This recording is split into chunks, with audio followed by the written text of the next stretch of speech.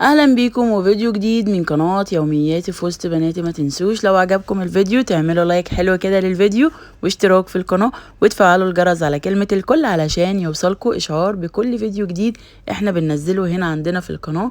النهاردة الفيديو بتاعنا بسيط جدا وسهل جدا، هنعمله واحنا قاعدين في مكاننا، مش هنتحرك من مكاننا. اكلة مش هتاخد معانا بالظبط 3 دقايق وهتكون جاهزة، تنفع للفطار وتنفع للغدا وتنفع للعشاء، في اي وقت انت حابة تعمليها وتاكليها هتعمليها بسرعة وسريعة جدا. يلا بينا نشوف المقادير اللي معانا عبارة عن ايه. معايا تونة زي ما انتوا شايفين كده، ومعايا توست، وكمان معايا هريسة اللي هي الشطة ديت. هتلاقيها في، يعني صعب ان انت تلاقيها في اي سوبر ماركت عادي، بس برضو دوري وهتلاقيها. انا فضلت ادور لحد ما جبتها من سوبر ماركت يمني. وكمان معايا الجبنة الكريمي، طبعا الوصفة ديت وصفة ليبية مش مصرية، واساسي فيها الجبنة الشرايح البرزيدون، لكن ما كانتش متوفرة عندي فمفيش مشكلة، حطيت الجبنة الكريمي زي ما انتوا شايفين كده. هقلب كويس جدا الهريسة مع التونة، وبعد كده هبتدي احط بقى على التوست الجبنة والتونة والهريسة.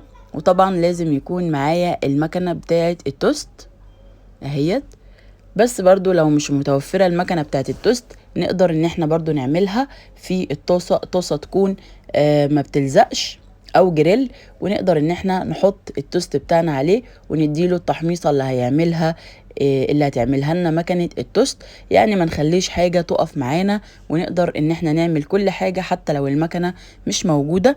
الاكلة ديت حلوة جدا وسهلة جدا وسريعة جدا، ومش هتاخد مننا اي وقت خالص ولا اي وقفة في قلب المطبخ. الجو الحر دوت مش مستحب الوقوف في المطبخ في الحر دوت، فهنعمل حاجات كده سريعة وسهلة مش هتاخد معانا اي مجهود ولا اي وقت. زي ما انتوا شايفين احنا بنعملها واحنا قاعدين مكاننا على الترابيزة اللي احنا هناكل برضو عليها.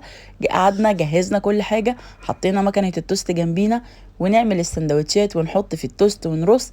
وكمان عايزه اقول لكم ان الاكله ديت طعمها حلو جدا جدا. لو ما بتحبيش الشطه ممكن تحطي معلقه بس هريسه تديكي بس طعم بسيط خالص علشان خاطر تحسي بطعم الاكله اللي احنا بنقول عليها. لكن لو ما يعني الشطه العاديه بتاعتنا، عايزه اقول لكم ان طعم الهريسه طبعا مختلف جدا غير الشطه العاديه اللي احنا ممكن نحطها على التونه، او ان انت تجيبي تونه اللي هي الحراقه ديت. برضو لازم تحطي معلقه الهريسه علشان هي ديت فعلا اللي بتميز الطعم. الهريسه مع التونه مع الجبنه مع التوست بيديكي تست عالي خالص، بيديكي طعم حلو جدا جدا. جربوها صدقوني مش هتندموا. اكله سريعه جدا ومش هتاخد مننا اي وقت خالص. زي ما انتم شايفين عيالي قاعدين حواليا مستنيين لما اخلص اول سندوتشات تطلع علشان خاطر هما بيحبوا الاكله ديت جدا جدا. ادي شكل الهريسه اللي انا بقول لكم عليها. الهريسه ديت ليبيه مش مصريه اهي، شايفين شكلها ولا ريحتها بجد تحفة تحفة تحفة. مش قادرة اقول لكم ريحتها بتبقى عاملة ازاي لما بتفتحي العلبة. انا عن نفسي بحبها تكون موجودة. وبرضو عندنا برضو مرات اخويا من تونس، وهي جاية برضو بتكون جايبانا برضو معاها الهريسة ديت.